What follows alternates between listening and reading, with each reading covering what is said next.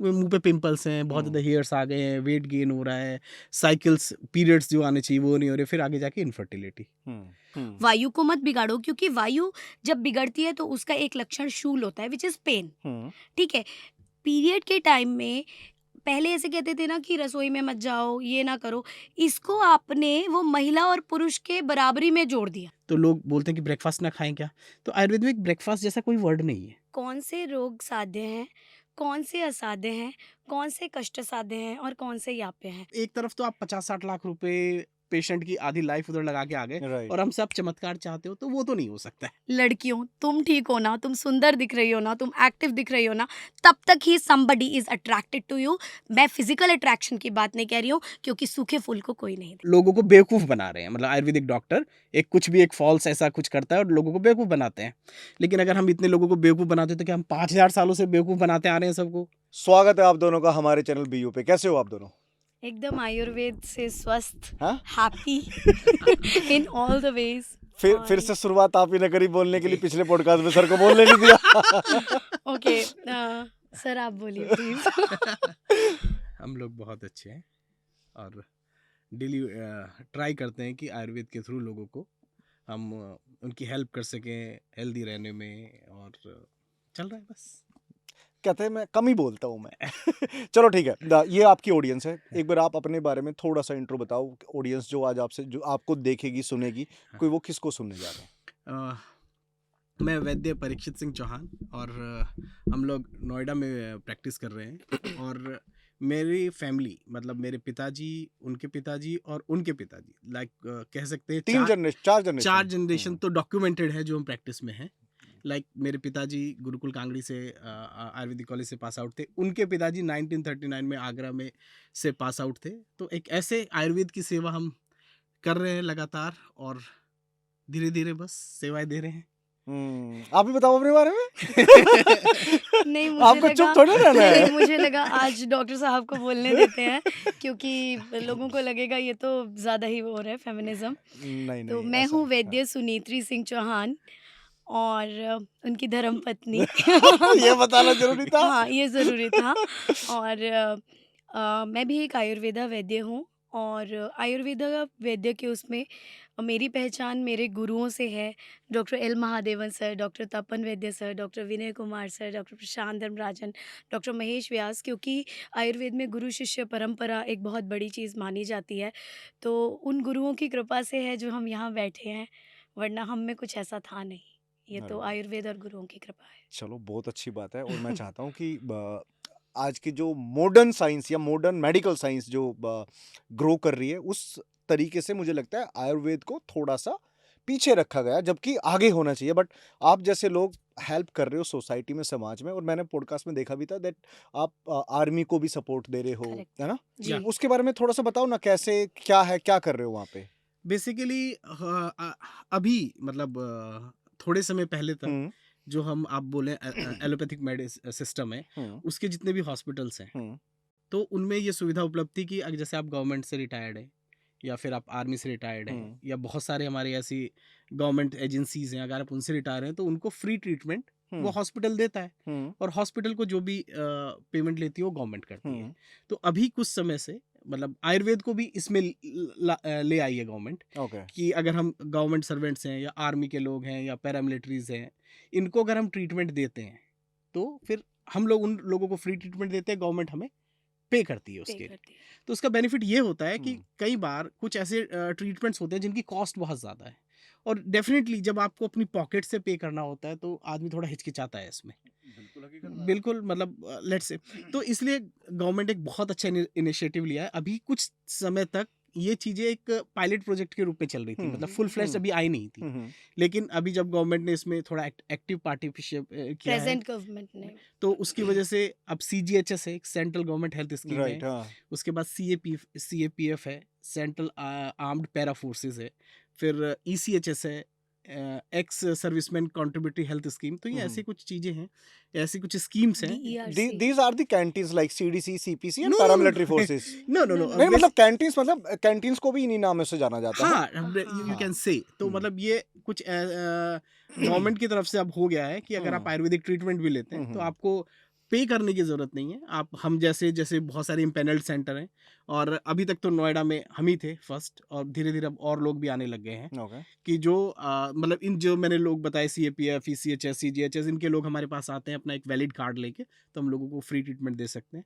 And okay. Reimbursement और cashless दोनों सुविधाएं अच्छा। हमारे यहाँ उपलब्ध है। ओके। एंड देयर आर एक्रेडिशंस, जैसे हमारा सेंटर NABH एक्रेडिटेड है। आपने देखा होगा बड़े बड़े हॉस्पिटल्स में लिखा होता है NABH एक सर्कल सा बना होता है। NABH तो क्या होता है? एक्रेडिशन है, नेशनल ओके। एक्रेडिशन है। ओके। हॉस्पिटल्स के लिए एक लेवल है कि अगर आप वहाँ पहुँच गए, it means it hmm. Is an hospital, it is a hospital जो कि एक्रेडिटेड है, जिसके कुछ अपने मापदंड हैं और कुछ लेवल है, मतलब उससे यू कैन नीचे हम से नहीं जा सकते, कि एनएबीएच उन्हीं को मिलता है जिनके सर्टेन पैरामीटर स्टैंडर्ड्स उन्होंने अचीव किए हुए अचीव हैं, किए होते हैं। कि ओके। आपके पास स्टाफ कितना है, आपके पास पेपर वर्क कैसा है, आपके पास ये इंफ्रास्ट्रक्चर है कि आप कितने पेशेंट्स आप देख चुके हैं, उस और आपके पास डॉक्टर्स की स्पेशलिटी क्या है, उसको देख के तो we are very happy to tell you कि हम पहले सेंटर थे नोएडा में जिसको NABH एक्रेडिशन मिला था। कांग्रेचुलेशन।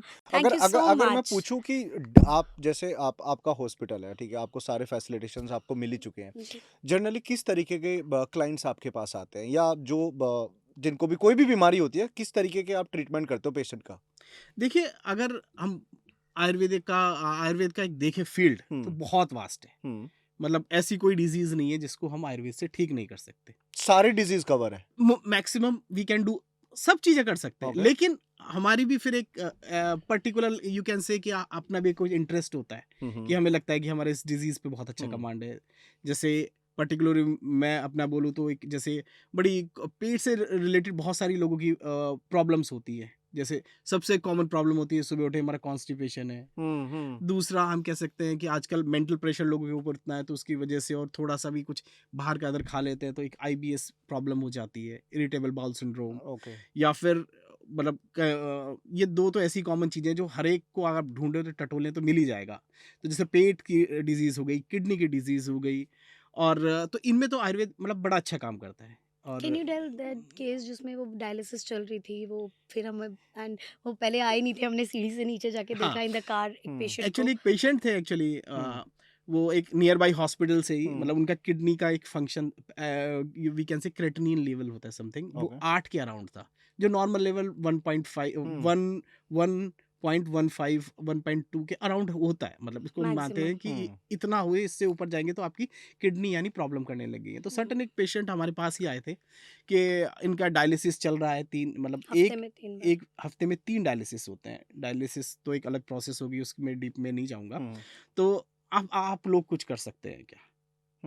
तो फिर लेकिन आजकल की हम कह लें कि लोगों के अंदर एक अवेयरनेस की थोड़ी सी कमी है। वो आए तो थे कि मतलब जब उन्हें लगा कि कुछ होप नहीं है, इधर डायलिसिस इतना पेशेंट को करना चाह रहा, पेशेंट की हालत ऐसी हो गई थी कि वो चिड़चिड़ा हो जाता है। पेशेंट डायलिसिस है तो वो बार बार उसको एक इधर फिस्टुला बना के उसको ब्लड को प्यूरिफाई करना पड़ता है सर्टेन एक, तो उसमें पेशेंट क्या है ना, मेंटली बड़ा परेशान हो जाता है कि यार 3 हॉस्पिटल जा रहा हूँ, एडमिट हो रहा हूँ हर दूसरे दिन। फिजिकली भी कॉम्प्रोमाइज्ड होता है, बहुत हालत खराब, ताकत नहीं है शरीर में, मतलब बहुत सारा उसको देख के, उसको सोच के ही मतलब मन कांप जाता है। राइट। किडनी फेलियर के पेशेंट्स इतने परेशान होते हैं, आई वुड से।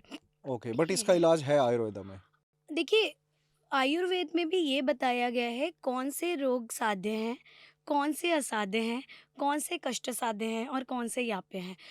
अगर हर पैथी, आई वुड से, आज ये जो संसार चल रहा है हर पैथी के उससे चल रहा है, तो मैं with due respect to every pathy ये कहना चाहूँगी कि सबके अपने कुछ लिमिटेशंस हैं, बट आयुर्वेद में कोई ऐसा रोग नहीं है जिसकी चिकित्सा वर्णित नहीं है।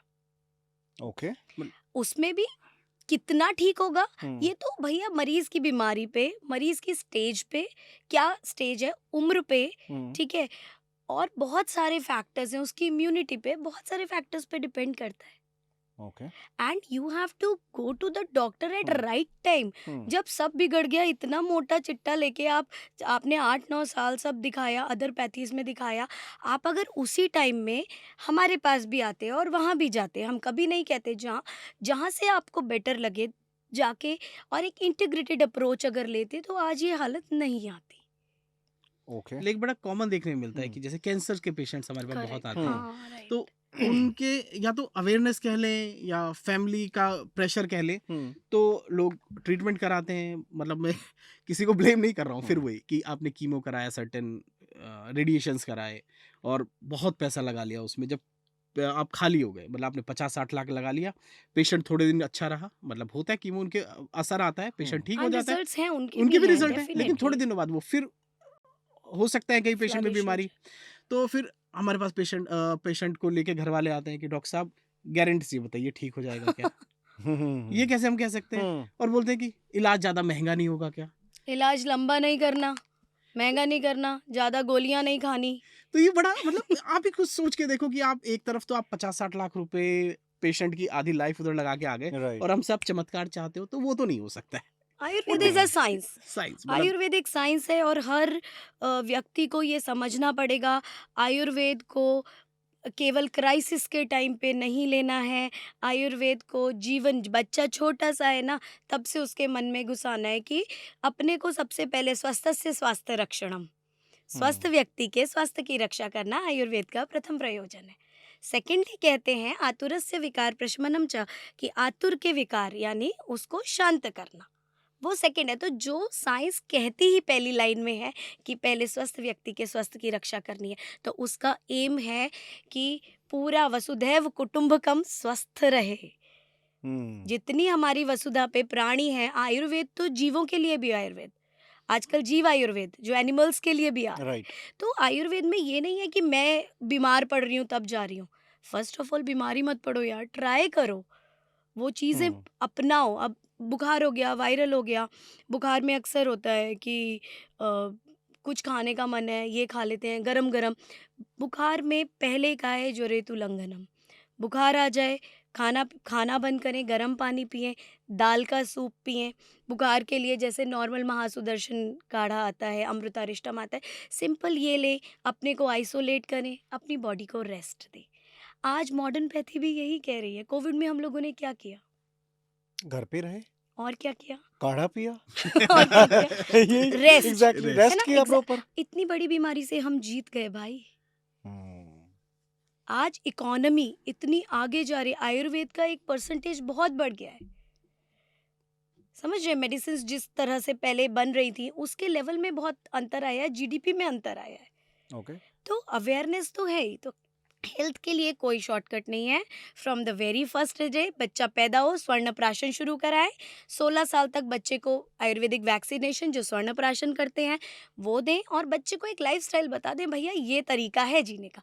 फिर भी बीमारी आती है तो हम उससे लड़ेंगे, फिर उसमें कोई भी पैथी हो, आई वुड से जब आपको जो हेल्प करे आप वहाँ जाएं। ओके। एक आर्टिकल अभी मैं रीड कर रहा था, उसमें 2021, 2022 एंड 2023 अगर इनका आप देखो कैंसर का लाइक किस तरीके से एवरी ईयर परसेंटेज हाई हो रही है। If I am talking about 2021, I think 1.46 million बंदों को कैंसर था। फिर अगले साल उसमें 2021 में था 1.42 एंड 2022 में था 1.46। तो अगर 2023 वाला देखो तो हर साल 13% की ग्रोथ हो रही है। तो इतना कैंसर क्यों आ रहा है लाइफ में, लाइक मतलब क्यों लोगों में आ रहा है कैंसर इतना ज्यादा?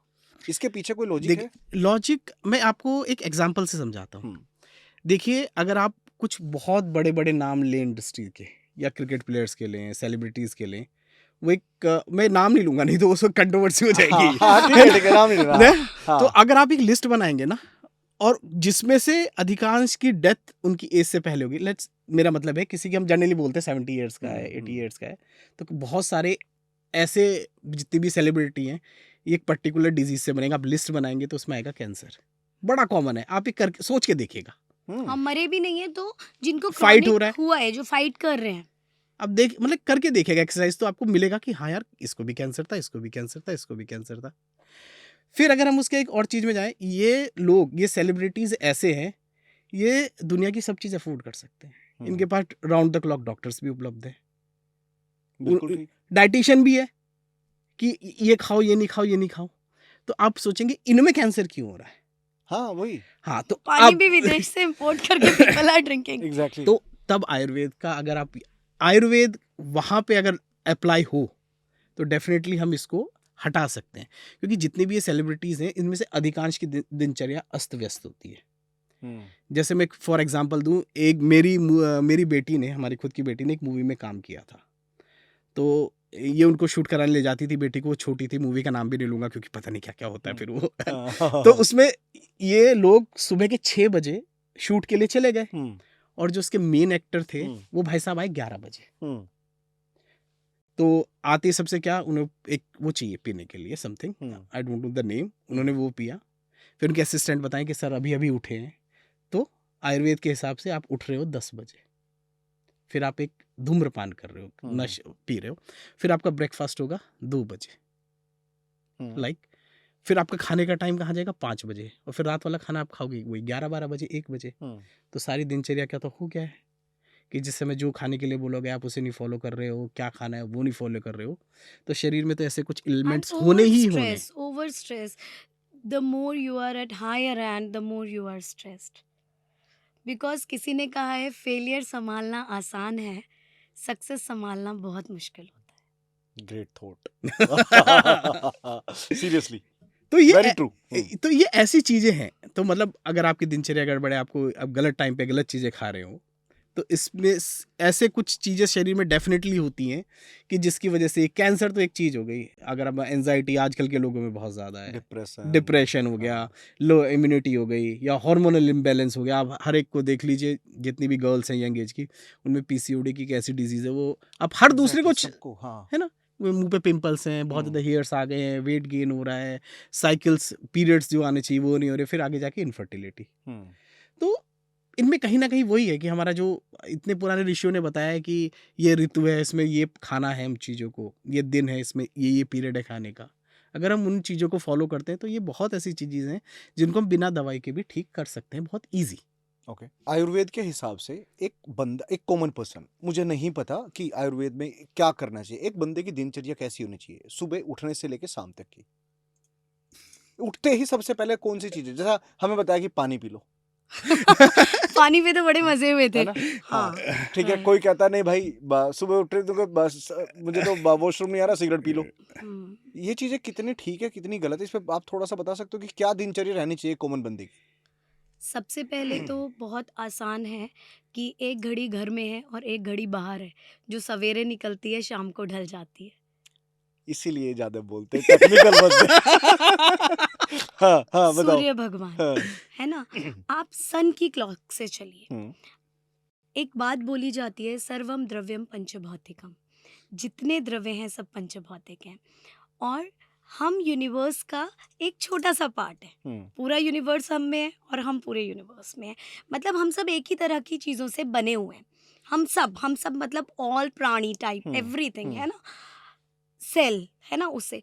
तो क्या हुआ, सूर्य निकले, है ना, उस तो क्या है कि अग्नि बढ़ी हुई है। एक मज़ेदार बात बताती हूँ, गैस, है ना, आपके अगर गैस का टाइम हो कि गैस जी टाइम से ही आएगी, और वो आनी है सुबह 7 से लेके 10 तक, पर आप तो उठ ही रहे हैं 11 बजे, तो आप 11 बजे सोचो आज तो मैंने छोले पकाने हैं और मैं गैस पे चढ़ा देता हूँ। आपने वो कुकर उठाया और गैस पे चढ़ा दिया, लेकिन अग्नि नहीं आई है। पकेंगे क्या?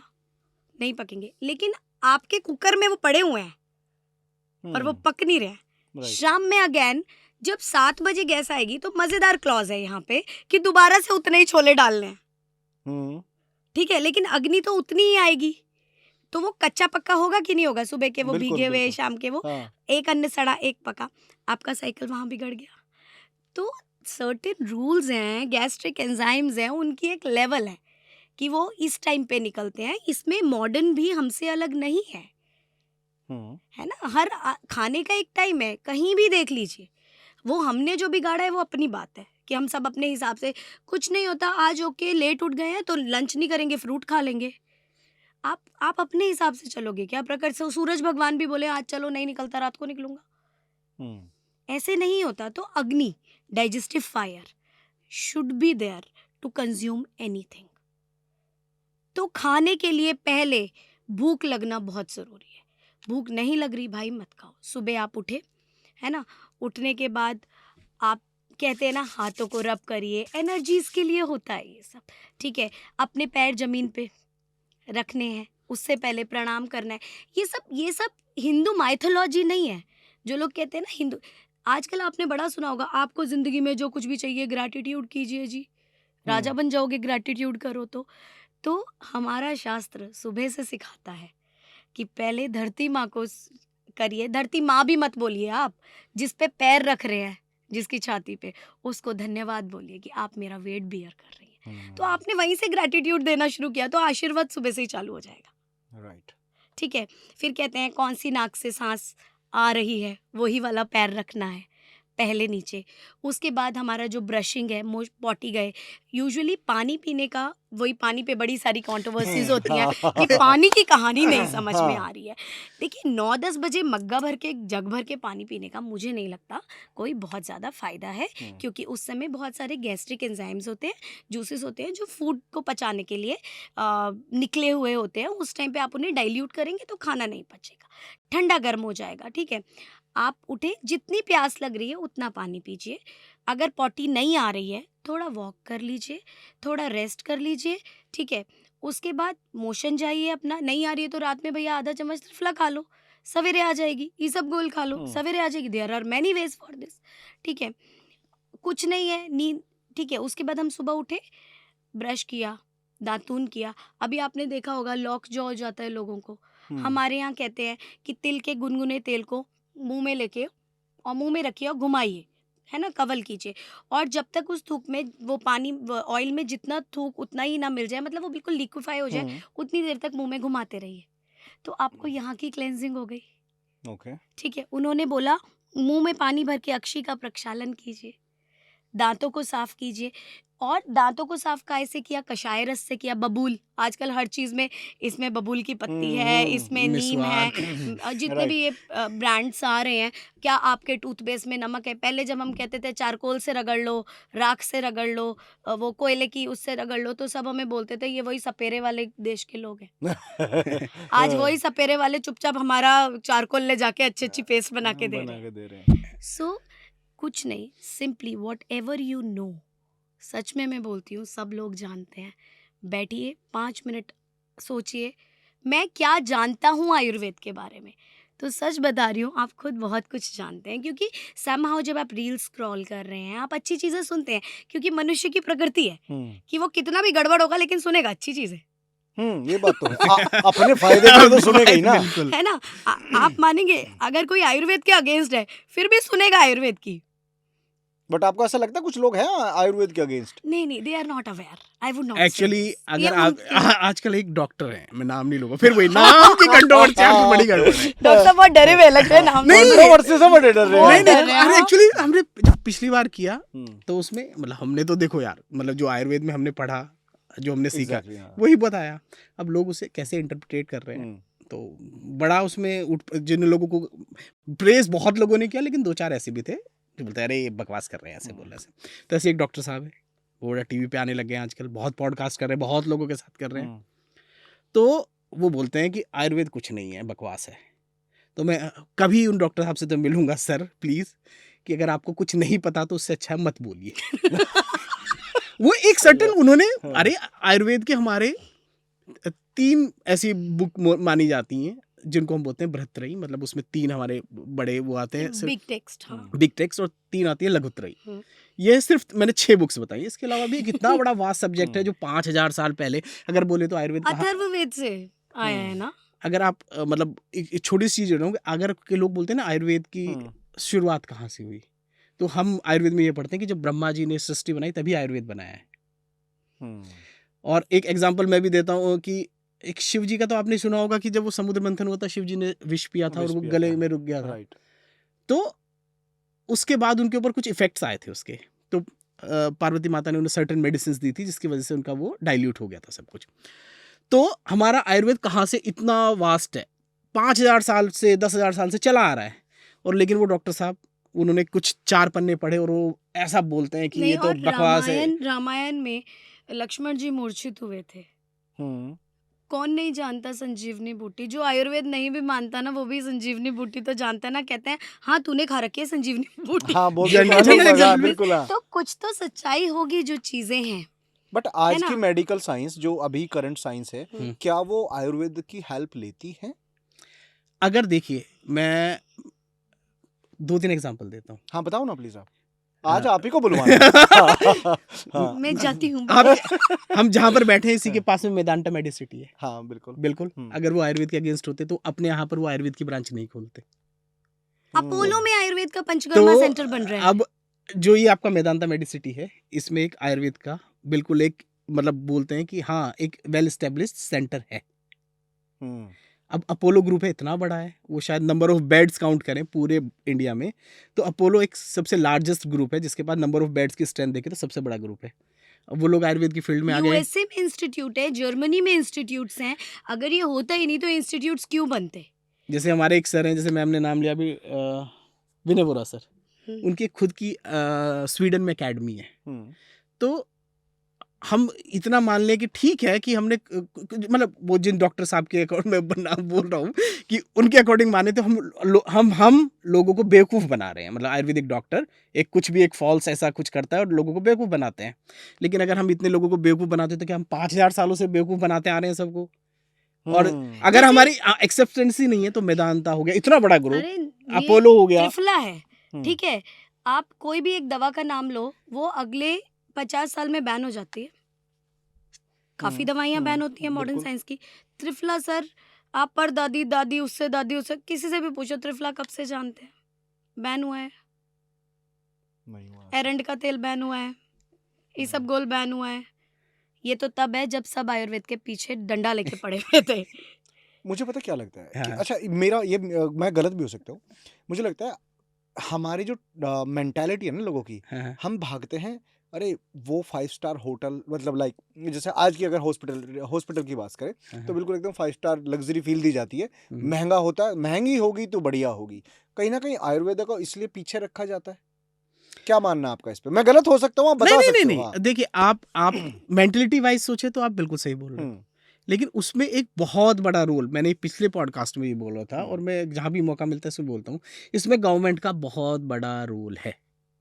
हम्म, जब तक गवर्नमेंट उसमें पैसा नहीं डालेगी, क्योंकि अल्टीमेटली देखिए, कुछ रिसर्च मतलब जैसे रिसर्च होनी है कोई, या लोगों के सामने उसका प्रचार होना है, तो हम मतलब हमने जैसे आपके साथ पॉडकास्ट किया, हम कुछ लाख लोगों तक जा सकते हैं। राइट। जैसे कोई भी एक रील है, कितने ज़्यादा, 1 लाख, 2 लाख, 10 लाख ऐसे लोगों तक चली जाएगी। 14 मिलियन भी गई थी हमारी, 14 ऐसी बात नहीं है। तो, It's a तो big number. लेकिन गवर्नमेंट की जो स्कीम है, हाँ, या हमारे जो प्रधानमंत्री या बोल दे आयुष मंत्री, अगर टीवी से बोलेगा तो कम से कम भारत में अगर जितनी जनसंख्या है, आधी के पास तो जाएगी, 50-60 करोड़ लोगों के पास तो अब जाएगी। मोदी जी ने करेक्ट, बोला करेक्ट। कि वो मोरिंगा सहजन उसके पराठे बनाते हैं, हम्म, ठीक है?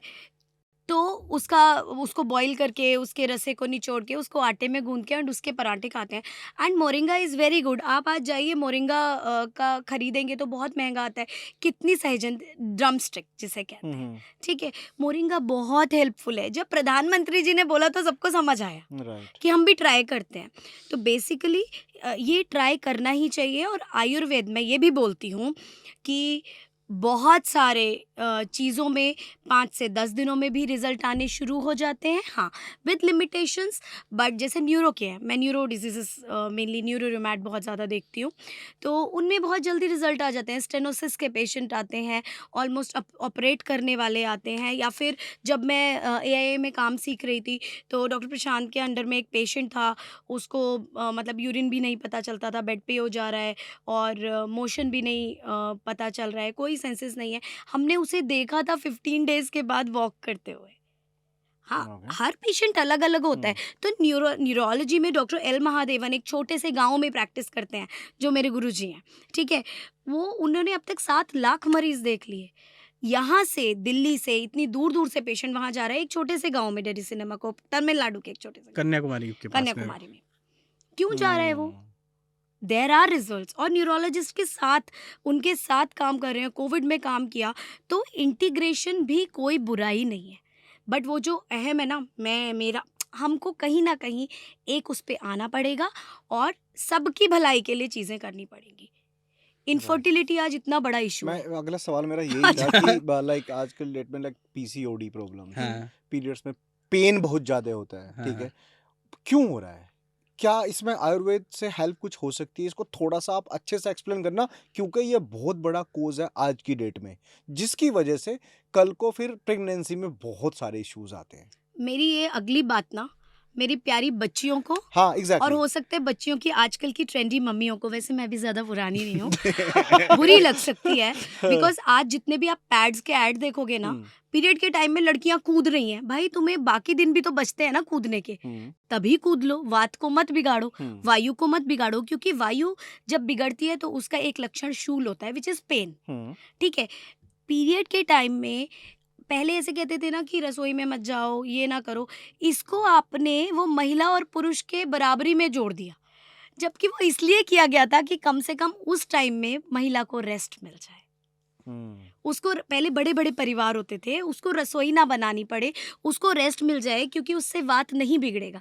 उसको गरम-गरम खाना दिया जाता था, गरम-गरम खिचड़ी दी जाती थी एक्चुअली कि वो कंफर्टेबली रह नहीं, सके। एक्चुअली ब्लड लॉस भी बहुत होता है। हाँ, एग्ज़ैक्टली, एंड हाँ, है ना? हाँ, बहुत, तो हाँ, आदमी के अंदर हम ताकत ही नहीं किसी होती। को अगर आप देखो तो आजकल तो ये कि थोड़ा-सा कट लग गया तो वो बेहोश हो जाएगा। अब देखो वो बेचारी लेडी को इतना ब्लड आ रहा है, तो वीकनेस भी हुँ, आएगी उसको। हुँ, चिड़चिड़ा है, वीकनेस है, बहुत सारी चीज़ें उसमें होती हैं।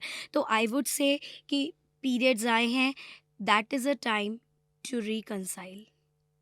जहाँ बिखरती हो ना तुम लोग, जहाँ पूरे 20 दिन, 25 दिन इधर-उधर अपने को बिट्स एंड पीसेस में बिखरा देती हो ना, उन 4-5 दिन रिकंसाइल हो जाओ।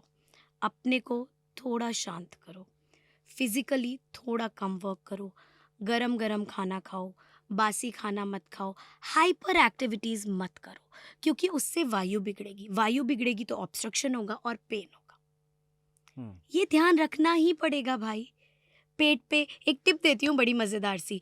पेट पे इसमें ऑलिव ऑयल में हल्की सी हींग डाल के गुनगुना कर लीजिए और उसको पेट पे और थाई के यहाँ तक अच्छे से मसाज कीजिए। मसाज करने के बाद गर्म पानी में टॉवल को सोक करके निचोड़ के यहाँ पे आप भाप दीजिए, उसको ढक लीजिए। आप देखेंगे धीरे धीरे ये पेन कम होने लग जाएगा। घर वालों को ये कहती हूँ कि अगर महिला चिड़चिड़ी है और आपको पता है, तो भैया क्यों ततैया के हुँ। उसमें हाथ डालना है? सही If बात you है। know someone is not feeling good, let them feel like that.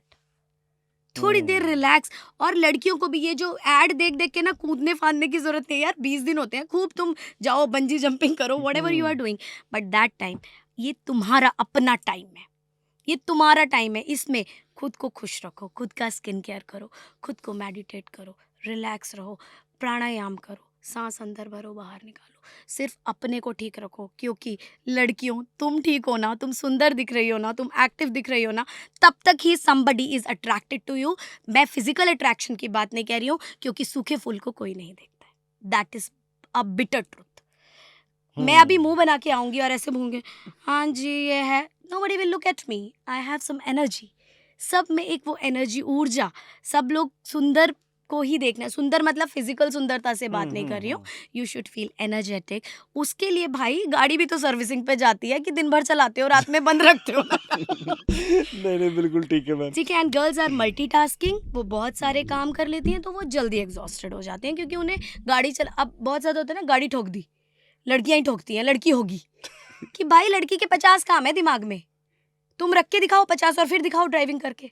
ये तो आप मसीहा जैसी बातें कर रहे हो आज। This is truth. तो प्लीज गर्ल्स ये सब एड वेड देख के मत वो करो, रिलैक्स रहो, गरम गरम खाना खाओ, खूब मस्ती करो, थोड़ा बहुत पढ़ाई करो और अपनी एनर्जी सेव करो।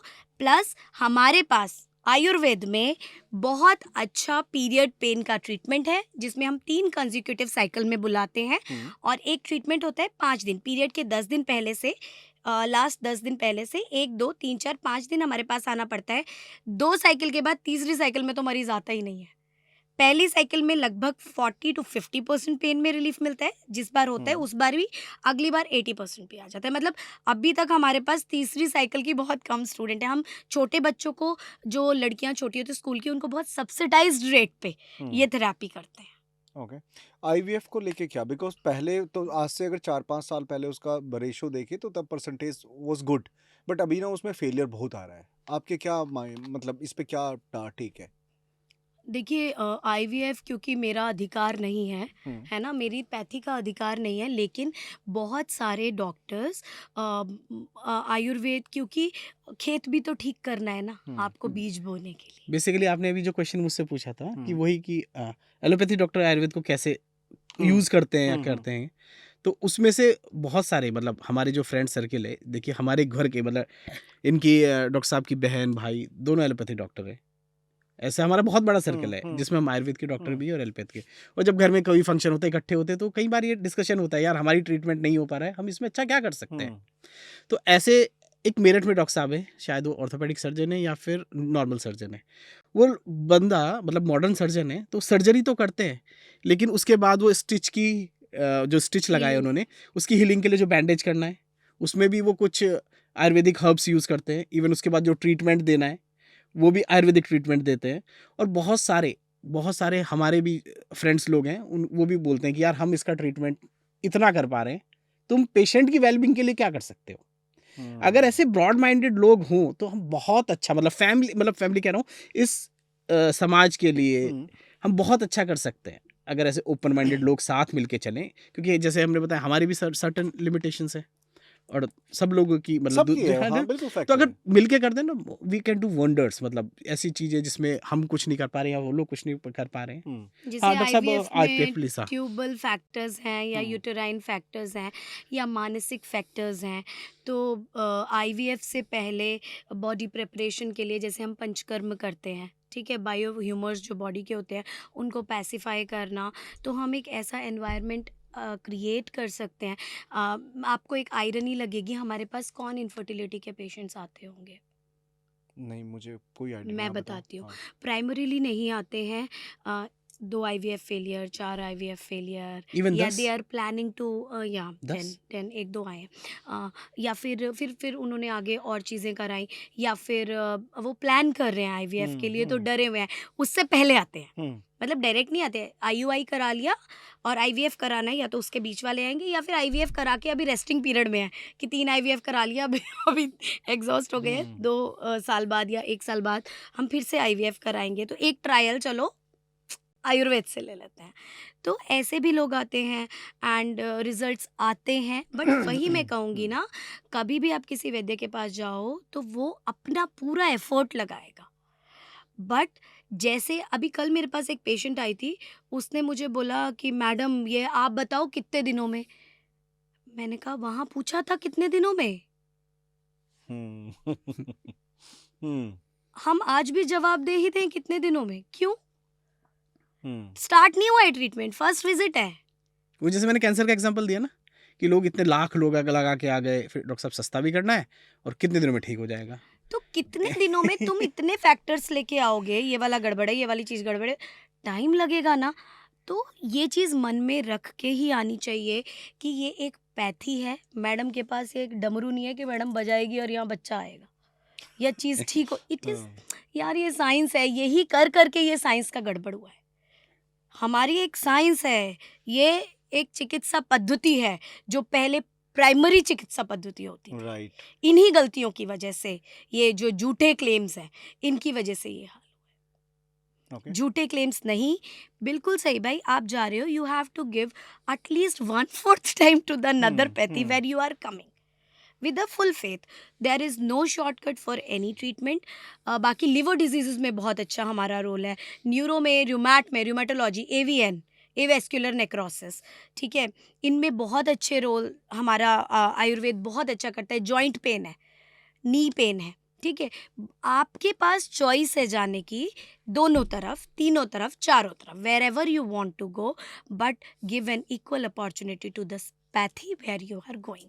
ये डॉक्टर के सेक के लिए नहीं कह रही हूँ, ये मरीज के रिजल्ट के सेक के लिए मैं तो आईवीएफ में ट्यूबल ब्लॉकेज, जैसे ट्यूब बंद होती है, एक फेलोपियन ट्यूब बंद होती है, तो उसमें हम एक ट्रीटमेंट करते हैं उत्तर बस्ती, ठीक है, उसमें उससे ट्यूब बहुत सारे लोग हैं जिनके ट्यूब ओपन हुए हैं, एंड ये क्लेम मैं नहीं कर रही, बहुत सारे लोग हैं। बट वही अब आप आए, जैसे कल वो जो ट्यूबल वाली आई थी, वो बोल रही थी मैम पक्का खुल जाएगी। भाई मुझे नहीं पता, मैं वो प्रक्रिया करूंगी जिससे ट्यूब खुलती है, पूरी करूंगी और पूरा कोशिश होगी कि खुल जाए। अब क्योंकि ये बोल के कि गारंटी है, हम आयुर्वेद का नाम खराब नहीं करेंगे चाहे 2 मरीज कम आ जाए। आयुर्वेद दोष के बारे में थोड़ा सा इलैबोरेट कर सकते हो प्लीज आप? वात पित्त कफ, यस, हाँ बहुत जरूरी है ना। हाँ मतलब जनरल लाइफ में तो हम सुनने बने को ही उसी हाँ। से ही हैं। मतलब हाँ। जनरल लाइफ में तो सुनने को मिलता ही है। हाँ। घर में लोग बोलते हैं कि पित्त बढ़ा है, हम्म, वायु गड़बड़ हो गई, हम्म, ये मत खाओ तो शरीर में भारीपन आ जाएगा, कफ आ हम्म, जाएगा। हम्म, तो बेसिकली आयुर्वेद में 3 दोष बोलते हैं, वात पित्त कफ। तो जब ये लोग जब ये तीनों, इनको दोष कब बोलते हैं, मतलब एक तरह तो ये हमारे शरीर की रक्षा भी करते हैं। मतलब अगर ये तीनों वात पित्त कफ एक सर्टन लेवल में रहते हैं तो इन्हीं की वजह से हम हेल्दी रहते हैं, क्योंकि हमारे शरीर के बहुत सारे काम इन तीनों की वजह से होते हैं। अगर इनमें कोई डिस्टर्बेंस आ जाता है तो फिर हमारे शरीर में डिजीज आ जाती है। फॉर एग्जाम्पल जैसे मैं आपका काम करने लगूं हम्म, और सर किसी और का काम करने लगे और आप मेरी सीट पे बैठ जाओ, हम्म, पहले तो आप अपनी ही सीट पे गड़बड़ करो, अपना काम ठीक से ना करो, फिर आप अपनी पे भी गड़बड़ करो, फिर मेरी पे आके भी गड़बड़ करो। करेक्ट। सो समटाइम्स दोष ट्रेवल्स टू अनदर प्लेस और वो गड़बड़ी हो जाती है और उसके सिम्टम्स हमें नजर आते हैं। ओके। ठीक है ना, जैसे आपने सुना होगा गैस चढ़ गई सिर में। हाँ। या हाँ। या जैसे कहते हैं कि पित्त हो रहा है, हाँ, पित्ती पित्त हो उछल रहा जाती है हाँ, और वो पित्त पित्त उछल जाता है। हाँ। या गांव में जैसे अधिकांश बहुत बोलते हैं कि ये वाली हवा चली तो बाय हो गई, मतलब पेन हो गए।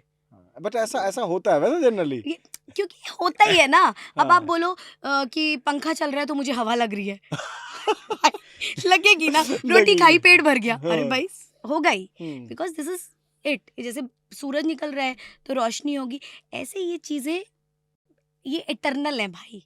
वात पित्त कफ 7 धातुएं, षड रस, त्रिमल 3 जो हमारे, ये सब इटरनल है हमारी बॉडी। जैसे आप मानिए कि जैसे ब्लड, बोन, मसल, हम्म, लाइक स्केलेटल सिस्टम हम्म, है ना, नर्व्स, ये सब से हमारी बॉडी बनती है एज अ मॉडर्न उससे। ठीक है, हमारे आयुर्वेद में कहते हैं सम दोष समाग्निश्च सम धातु मलह क्रिया प्रसन्न आत्मेंद्रिय मना स्वस्थ इति अभिधीयते। मतलब ये बोला दोष जब अपने सही काम सम कर है, रहे होंगे, मतलब सब ना तो मतलब बढ़े हैं ना घटे हैं। नॉर्मल, एकदम अपनी नॉर्मल स्टेज पे हैं। ठीक है, सम अग्नि, अग्नि ठीक है, हम्म, ठीक है। सम धातु जो 7 टिश्यू लेवल है, उधर हम सेल्यूलर लेवल की बात कर रहे हैं जब हम वात पित्त कफ बात कर रहे हैं, टिश्यू लेवल है। ठीक है, मलों की क्रिया लाइक मोशन ठीक से हो रहे हैं। आपने सुना होगा पॉटी ठीक नहीं हो, आयुर्वेद में जो डॉक्टर पूछता है भाई पेट ठीक है तुम्हारा, तो कहीं ना कहीं पेट से ही सारी चीजों का स्टार्ट होता है ना वहाँ। और कहते हैं प्रसन्न आत्मा इंद्रिय और मन। इंद्रिय मतलब मैं आज आपसे बात कर रही हूँ, मेरी ये एक इंद्रिय बोल रही है और आपकी एक इंद्रिय सुन रही है। प्रसन्न है मतलब आत्मा, इंद्रिय और मन। तो आज WHO भी यही बोलता है हेल्थ की डेफिनेशन। हेल्थ की डेफिनेशन एंड में स्पिरिचुअल वेलबींग एक बहुत बड़ा वर्ड आया है, वो हम पहले से बोलते थे। राइट। आत्मा का भोजन क्या है? ध्यान, मेडिटेशन। आप आजकल देखेंगे कि बहुत सारे पॉडकास्ट सिर्फ इस पे होते हैं कि हम आपको स्पिरिचुअली कैसे बेटर कर लें। बहुत लोग सिर्फ इसी का पॉडकास्ट कर रहे हैं। जैसे आप फॉरेनर्स को भी मान लें, लेट्स से अमेरिका हो गया, इंग्लैंड हो गया, ये हो गया, ये अब से कुछ टाइम पहले तक टेक्नोलॉजी वाइज कह लें या पैसा वाइज कह लें तो इंडिया से बहुत आगे थे। तो जब इन लोगों ने सब कुछ भोग लिया, मतलब पैसा यूज करके देख लिया, फिजिकली मेंटली खा पी लिया, अल्टीमेट क्या आता है, फिर ये आके ऋषिकेश में योगी बाबा बन जाते हैं। उन्हें मालूम है कि अल्टीमेट कुछ क्या है इसके बाद, मतलब कुछ है ही नहीं, क्योंकि हर चीज की अति कर ली ना, किसी भी चीज को नॉर्मल नहीं किया। राइट। तो अति तो होनी नहीं चाहिए, हर चीज नॉर्मल नॉर्मल नॉर्मल। अब हम कर रहे हैं पॉडकास्ट 6 घंटे का कर दें, तो कौन हम बोलेंगे क्या पता नहीं और कोई सुनेगा क्या। क्या? तो ये सारी चीज़ें हैं। और बच्चा छोटा हो उसे ही बता दो भाई ये टाइम है, ये और ये टफ नहीं है एट ऑल, ये टफ नहीं है। हम पिछले 10 साल से 6:30-7 बजे रात का खाना खाते हैं और सुबह 12 से 1:30 खाते हैं। क्योंकि आयुर्वेद ये नहीं बोलता कि मल्टीपल टाइम खाओ, बहुत ज़्यादा खाओ नहीं बोलता आयुर्वेद। ओके।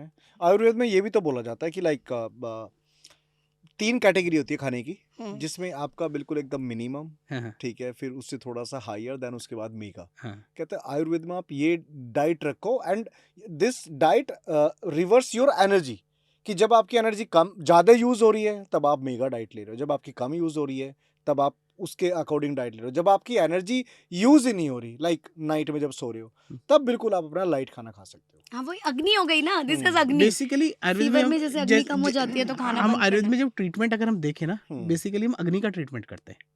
बताओ ना इसके बारे में थोड़ा। हाँ, लाइक जैसे आपने जो खाने वाला टॉपिक बताया अभी, तो वो एक बिल्कुल मतलब सीधा सा कॉन्सेप्ट है कि जैसे आयुर्वेद भी बोलता है कि आपको 2 टाइम खाना चाहिए। तो लोग बोलते हैं कि ब्रेकफास्ट ना खाएं क्या, तो आयुर्वेद में एक ब्रेकफास्ट जैसा कोई वर्ड नहीं है। हम्म।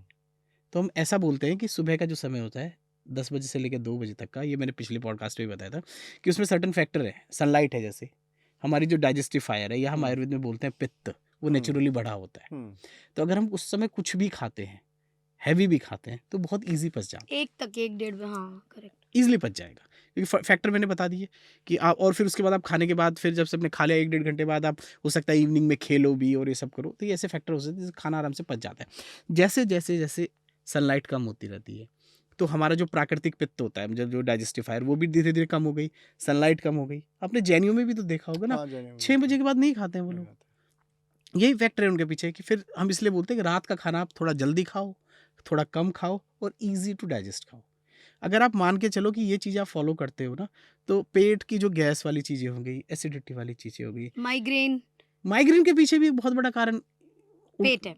पेट है। मतलब गलत टाइम पे आप गलत चीज़ खा रहे हो। जैसे मैंने बोला कि आपको रात को हल्का खाना है और आप वो पार्टी में लगे पड़े और लेट नाइट खा रहे हो, जैसे जनरली आजकल होता है, तो उसकी वजह से फिर सुबह पेट गड़बड़ होते हैं डेफिनेटली लोगों के। And we have very good results, we are giving very good results. We, जब भी मैं वी बोल रही हूँ तो मैं और डॉक्टर परीक्षित नहीं है, वी आयुर्वेद। मीन्स आयुर्वेद।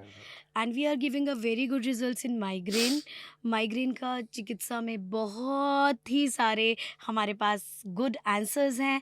तो माइग्रेन वाले पेशेंट्स को मैं ये बोलूँगी, प्लीज़ आयुर्वेद पे पहली बार जाके देखिए, माइग्रेन ठीक होता है। जैसे मैंने सुना है ना, माइग्रेन ठीक ही नहीं होता, हो ही जा रहा है, कोई भी फैक्टर्स होते हैं। दूसरा, उसकी इंटेंसिटी कम हो सकती है, जितनी जल्दी जल्दी वो आ रहा है उसके इंटरवल्स बड़े हो सकते हैं। तो माइग्रेन, एक मैंने देखा है, माइग्रेन हुआ तो 3 दिन तक बंदा परेशान है। अच्छा, हमने इतनी सारी बातें कर ली, मुझे ना अपने क्लिनिक का या हॉस्पिटल का कोई केस स्टडी बताओ जो आयुर्वेद से आपने ठीक किया हो। अरे बहुत सारों को बताओ करते हैं, ना सब फिर। कोई ठीक करते हैं हम तो। दिल का मतलब है, हमने बता तो दो। सबको ठीक किया है। आप रियल बोलते हैं, क्योंकि जो आता है, मतलब अब इतने दिनों से अगर हम प्रैक्टिस कर रहे हैं, तो मतलब पेशेंट ठीक हो रहे होंगे तभी देखो, आते पता हैं। मैं क्यों पूछ रहा हूँ, हाँ। क्योंकि मुझे ऐसा लगता है कि लोग बाग ना प्राइवेट जो हॉस्पिटलाइजेशन आज की डेट में बढ़ रही है ना, कहीं ना कहीं आयुर्वेदा का, जो बीच में भी हम डिस्कस कर रहे थे, तो मैं चाहता हूँ कुछ चीजें आप ऐसे शेयर करोगे ना, हाँ। ऐसे केस स्टडी शेयर करोगे तो वो ऑडियंस तक पहुंचेगी, Correct, तो वो एक correct. नेचुरल हाँ। तरीका होगा कि बंदे ना जुड़ पाएंगे, और बिल्कुल, यही definitely. हमारा नहीं हमने वो है। दिल पे नहीं लिया, बट हम कह रहे हैं, हम सबको ठीक करते हैं। हाँ, ठीक है, लेकिन बताओ कुछ please। ऐसी चीजें होती है ना, वन इज, जैसे आज मैं सबसे पहले बताना चाहूँगी कि फाइब्रॉइड, रसौली आपने सुनी होगी, ठीक है। तो जब भी फाइब्रॉइड होती है तो ये होता है यूट्रस निकालना पड़ता है, ठीक है। बाद में उसके बहुत सारे इफेक्ट्स होते हैं। मैं ये नहीं कहती कि बिल्कुल यूट्रस कहीं किसी केस में नहीं निकालना पड़ेगा, लेकिन बहुत सारी सिचुएशंस ऐसी होती हैं जिनमें हमारे पास फाइब्रॉइड्स के लिए आंसर है।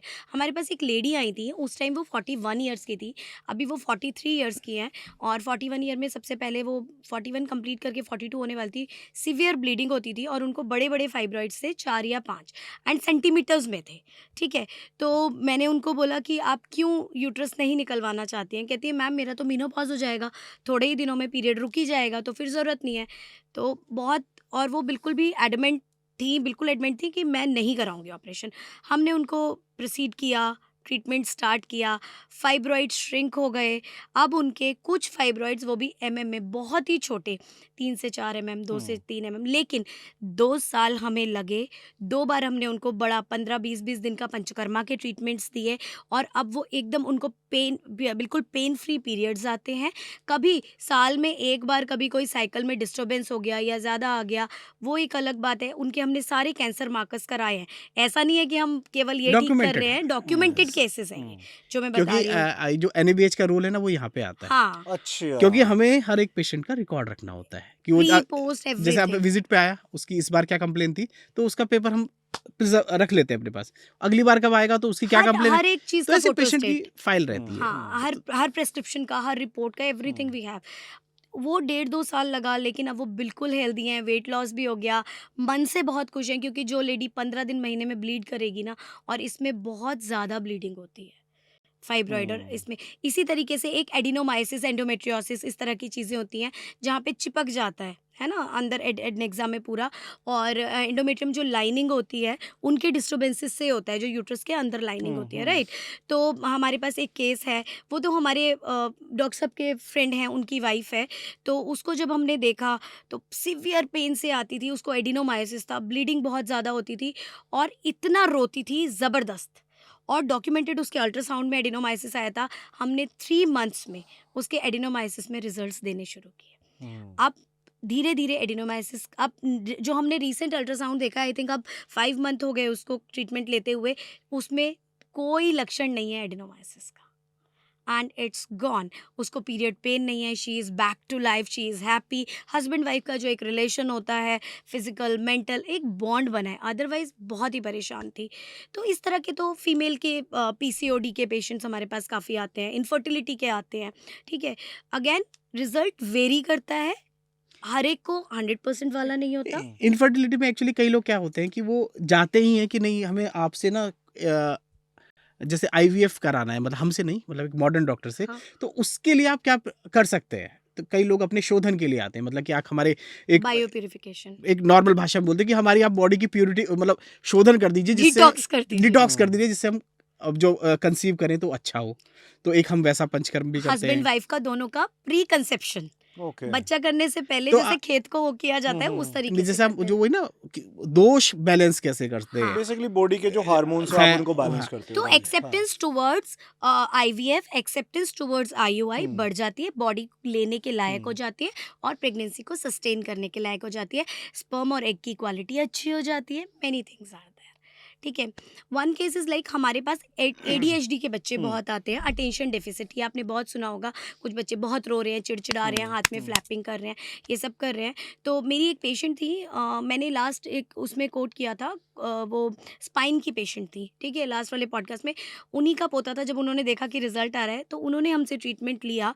अभी है वो अंडर ट्रीटमेंट ही है, क्योंकि ये अभी 5-6 महीने पहले की ही बात है। उस बच्चे में उसके साथ हिस्ट्री ये थी कि उसके फादर 2-3 महीने के लिए बाहर चले गए थे, तो उसको इतना सेपरेशन हुआ जिसकी वजह से उसके दिमाग पे बहुत असर हुआ और बहुत टीवी देखने लग गया, चिड़चिड़ा हो गया और बहुत सारे लक्षण आ गए माइल्ड ऑटिज्म के, ठीक है। अब उसकी मम्मी को, क्योंकि मैं बहुत मुझे लगता है कि अपनी जय बोलने से पहले आपको लिखना चाहिए, तो हमारा एक पैटर्न है। मैडम, पेशेंट बोलता है हाँ जी आराम है, तो मैं बोलती हूँ नहीं, पिछली बार ये 10 सिम्टम बताए थे, इनमें से बताओ किस किस में कितने प्रतिशत आराम है। जितने प्रतिशत तुम बोलोगी उससे 5 कम प्रतिशत मैं लिखूंगी। राइट। किसी ने बोला 30 आराम है, तो मैं 25 to 20%, 20 to 25% लिखूंगी। उसमें बोलती है मैम अब तो ना आके बात करता है, पहले ये ना हमसे कनेक्ट नहीं करता था, हमसे बातचीत नहीं करता था। अब जो है आई कांटेक्ट इसका बढ़ गया है, टीवी थोड़ा कम हो गया है, चिड़चिड़ाता कम है और स्कूल की कोई बात बताता है, पहले कुछ नहीं बताता था। तो आप एक एग्जाम्पल देती हूँ, महाभारत का अभिमन्यु ने माँ के पेट में सीखा था चक्रव्यूह का भेदन करने। तो आज भी गर्भ संस्कार मैं सबको कहती हूँ, जो बच्चे प्लान कर रहे हो, पूरा 9 महीने ये बच्चा है, ये उत्तम संतति आपको पैदा करनी है विश्व के कल्याण के लिए। आई वुड नॉट से ओनली भारत, कुछ नया करने के लिए, कुछ कंट्रीब्यूट। तो ऐसा बच्चा लाओ कि जिसके अंदर बहुत सारी चीज़ें हो। और बच्चा, आपको ये थोड़ी ना है घर खरीद रहे हो, घर खरीदते हो तो भी 25 जगह घर देखते हो, 50 जगह देखते हो, 50 जगह पूछते हो, बच्चा यूं ही पैदा कर लेते हो। तो मतलब वो आपको भी बहुत अच्छे से मन से कि जैसे संस्कार बोले जाते हैं 16 संस्कार, तो उसमें आत्मा गर्भ और मन संस्कार और शरीर, गर्भ संस्कार, दैट गर्भ is a sanskar. Yagya to create that baby. Wonderful. तब उस बच्चे में वो जो इम्यूनिटी आएगी, क्योंकि आपने वो बच्चा किया, वो इस मानस से नहीं किया कि मेरा और डॉक्टर परीक्षित का नाम रोशन करेगा। इस तो आप बड़े काम के लिए, बड़े विजन को करके वो बच्चा पैदा करेंगे, तो आप उसकी तैयारी अच्छे से क्योंकि अगर बच्चे में कुछ प्रॉब्लम होगी आपको लाइफ लॉन्ग झेलनी है फिर वो। करेक्ट। तो गर्भ संस्कार इज वेरी गुड। Very स्वर्ण good. प्राशन, स्वर्ण प्राशन। स्वर्ण प्राशन में, स्वर्ण बिंदु प्राशन में पुष्य नक्षत्र होता है, हर महीने 27 दिन बाद वो आता है। उस दिन बच्चों को स्वर्ण प्राशन कराया जाता है। स्वर्ण के साथ कुछ मेद्य औषधियाँ होती हैं, उनको मिला के छोटे बच्चों को 0 to 16 ईयर तक कराते हैं। और आजकल कई जगह हो रहा है वो स्वर्ण प्राशन कराने से बच्चों में इम्यूनिटी, हेल्थ, ब्रेन, बच्चे मेधावी क्योंकि होते ये हैं। भी मेरे कंट्रोवर्सी वाली चीज है। लोग मतलब जो मॉडर्न वाले बोलते हैं कि यार आप तो लोगों को सोना खिला रहे हो, मेटल खिला रहे हो, मेटल खिला रहे हो, तो हम तो बोलते हैं कि हम तो जब बच्चा पैदा होता है उसके 15 दिन से ही उसे स्वर्ण आपने कराते देखा हैं। है ओम लगते हैं जिम में शहद से, बच्चा होता है तो शहद से ओम लिखते हैं, राइट। है ना, गोल्ड की डंडी से लिखते हैं। तो मतलब उसी ऐसे ही हम जब बच्चा ये हो गया आपका 15 दिन का, तो हम स्वर्ण प्राशन देना शुरू करते वैसे हैं। तो 0 to 6 है, वो उसमें मेडिसिन है, उसमें गोल्ड डस्ट है, मतलब स्वर्ण भस्म है, भस्म है, और वो 16 साल तक देते हैं। प्योरीफाइड। हाँ, तो जो ये लोग कहते हैं कि आप मेटल दे रहे हो, हेल्थ खराब कर रहे हो, हमारा तो आज तक तो भाई आयरन हमारा नहीं, खाते हो ना सर। स्वर्ण प्राशन तो कब से चला आ पिछली रहा बार है। भी मैंने बोला था कि आयरन खाते हो, तो क्या बोलते हो, भैया आयरन का सिरप देना। प्रेग्नेंट लेडी को भी बोलते हो आयरन खा रही है मेरी लेडी, तब तो नहीं बोलते आयरन खिला रहा हूँ भाई, मेटल खिला रहा हूँ, टॉक्सिसिटी हो जाएगी। वो क्यों आयुर्वेद खिलाते हो? क्योंकि एक सर्टेन डोज है, तो उसका आयुर्वेद में भी purification है। शोधन है, प्योरिफिकेशन है, एलोपैथ में भी, होम्योपैथ में भी, जितनी भी पैथीज हैं, सब पैथीज मानव कल्याण के लिए ही हैं, बस उनको तरीके से यूज बस करिए। यही है ना कि आप लेकिन गलत दोषारोपण हम्म। आयुर्वेद तो नहीं सहेगा। और मैं एक बहुत बड़ी बात मैं आपके मंच से सरकार को और सबको ये कहना चाहती जी हूँ, प्लीज। और लोगों को, भारत के लोगों को, कि अगर आज हमने आयुर्वेद को नहीं समझाना तो आज हमारे आयुर्वेद से ऊपर कुछ ही समय में चाइनीज मेडिसिन हो जाएंगी। क्योंकि अभी जब तक फिर क्योंकि गवर्नमेंट वाली चीज आ जाती है, जब से ये गवर्नमेंट आई है तब से आयुर्वेद का थोड़ा एस्टेब्लिशमेंट हुआ है। क्योंकि अभी तक एक सरिता विहार में ही दिल्ली में एक AII है, एम्स, ऑल और Indian India institute of Ayurveda, और दूसरा एक अभी गोवा में शुरू हुआ है। तो वो गवर्नमेंट का प्रयास है कि हम जैसे और एम्स खुले हुए हैं उसी स्टैंडर्ड के आयुर्वेद के भी संस्थान बनाए, तो इसलिए ये खुले। तो इससे पहले, मतलब जब गवर्नमेंट से पहले हमारी गवर्नमेंट ने आयुर्वेद को तो बूम किया, उससे पहले WHO भी चाइनीज मेडिसिन को ज़्यादा प्रमोट करता था। मतलब वो एक मेन स्ट्रीम तो मानते हैं एलोपैथी को, अल्टरनेटिव में मानते हैं वो किसको, चाइनीज मेडिसिन को। बिजनेस है सर वो। नहीं, जो भी कहे। हाँ। लेकिन जब से गवर्नमेंट आई ना, तब से हमारे बहुत सारे कंट्रीज ऐसे हैं, उनके साथ ऐसे कोलैबोरेशंस, ट्रीटीज, MOUs साइन हो गए हैं कि वहाँ आप जाके तो आयुर्वेद की अभी हमने प्रैक्टिस, बताया था ना कि एक WHO ने अपना सेंटर बनाया है गुजरात में, जामनगर में, वो आयुर्वेदिक। वर्ल्ड का अकेला एक सेंटर है Okay. ऐसा है कि जिसमें वो WHO और आयुर्वेद मिलके कुछ क्या क्या हम बेटरमेंट कर हम लोग सकते हैं। साइनस में एक रिजल्ट बहुत अच्छा देते हैं भाई, ये हम ओपनली बोलते हैं, बिल्कुल ओपनली बोलते हैं। Go visit an Ayurvedic doctor for your sinusitis issues, rhinitis issues, जिन्हें आयुर्वेद में वातज प्रतिशाय भी कहा जाता है, एलर्जिक राइनाइटिस, है ना, एलर्जी हो रही है, नाक बह रही है, ये सब हो रहा है, तो प्लीज़ जाइए और अपने बच्चों को छोटे से ही आयुर्वेद देना शुरू कीजिए। बुखार खांसी हो रहा है तो जैसे आप ये देते हैं ना फीवर के लिए कालपोल, तो देयर आर मेनी मेडिसिन जो आयुर्वेद में भी हैं जो आपके बच्चे का बुखार कम करेंगी। मैं बिल्कुल ये नहीं कह रही कि हम किसी भी पैथी की अवहेलना करते हैं, जहाँ उनका रोल हो वो करेंगे, जहाँ हमारा रोल होगा हम करेंगे। चुनना आपको है कि क्या करना है। पहले परफेक्ट है मैम, कुछ और बचा है हमारा? नहीं, एक्चुअली देखिए यार, सब्जेक्ट तो ऐसा होता है, 5 साल पहले BMS किया, फिर 3 साल MD किया, फिर PhD किया, तो 5 3 8 3 11 साल तो पढ़ने में लगते हैं। अब इतने कम टाइम में उसको कंसाइज करना तो बड़ा वो होता है कि मतलब ऊपरी तरह से, सतह से हमने कुछ ऐसा बोला। और तो ये तो हमारी ऐसा हिम्मत ही नहीं है इतना वास्ट को हम क्योंकि आयुर्वेद एग्जैक्टली। मैं तो कभी कभी जब आज मैं आ रही थी तो जब मैं पढ़ रही थी ना, तैयारी कर रही थी, तो मेरे को ना रोना आ रहा था, तो मेरी एक स्टाफ बोलती, मैम आप रो क्यों रहे हो? मैंने कहा this is not the first time I am crying when I am reading Ayurveda. मैं सोचती हूँ ये क्या लिख गए हैं, इतनी बड़ी बात कैसे लिख गए, एक जन्म तो कम है आयुर्वेद। जैसे मैं ये जो लेके बैठा हूँ, ये संहिता है हमारी, मतलब इसको क्या है? संहिता, चरक संहिता या चरक, संहिता। Okay okay. तो ऐसा होता भी है, जो मतलब जो संहिता पढ़ते हैं, मतलब एक्चुअली क्या होता है कि लोग आयुर्वेद पढ़ रहे हैं तो कई लोग उसमें संहिता को फॉलो करते हैं, कई लोग दूसरी चीजों को फॉलो करते हैं। तो इसकी एक ब्यूटी होती है कि आप संहिता को कितनी बार भी पढ़ लें, 1 बार पढ़े, 10 बार पढ़े, 100 बार पढ़े, 1000 बार पढ़े, आपको उसमें से एक नई चीज हमेशा निकलती है।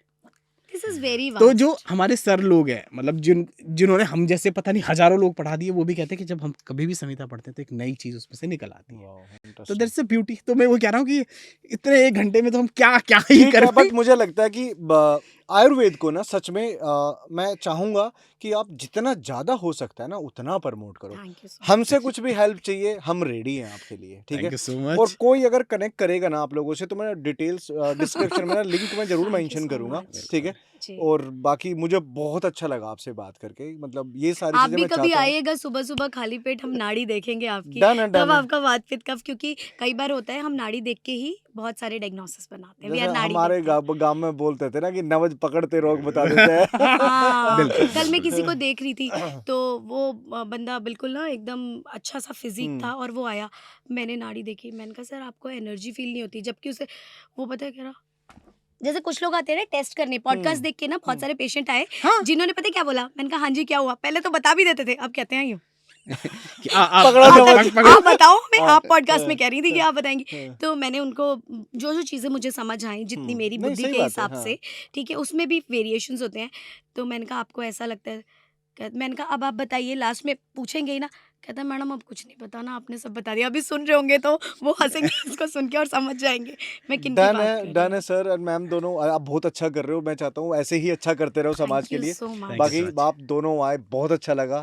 थैंक यू आपने सो मच। बुलाया, थैंक यू सो मच। आप आयुर्वेद के लिए इतना कर रहे हैं कि आपने इनिशिएटिव लेके हमें बुलाया। नहीं मैम होना चाहिए नहीं मेरे नहीं जब हिसाब तक से। ये डेफिनेटली, नहीं क्योंकि होगा, आप देखें ना बहुत सारे सब्जेक्ट्स के पॉडकास्ट होते हैं, हम्म तो आयुर्वेद के लिए एक तो जो पॉडकास्ट कर रहे हैं, जो उसका इनिशिएटिव भी ले रहा है, राइट। वो बहुत लिमिटेड लोग हैं। सिर्फ 4-5 अब मुश्किल से 10 लोग होंगे जो शायद आयुर्वेद के ऐसे पॉडकास्ट करते होंगे। तो थैंक यू सो मच। नहीं sir and thank may you Lord thank you so भगवान much. Dhanvantari bless you with all health, wealth, happiness, and thank you so आपको मच मैम। spiritually बहुत बढ़ाएं, and you will excel in life. It is not my blessing, it is the Samhita's blessing. Thank you so much. And thank you thank so you much. so thank much you for so all much. your okay, love. Thank you. Thank you so much. Namaste. नमस्ते।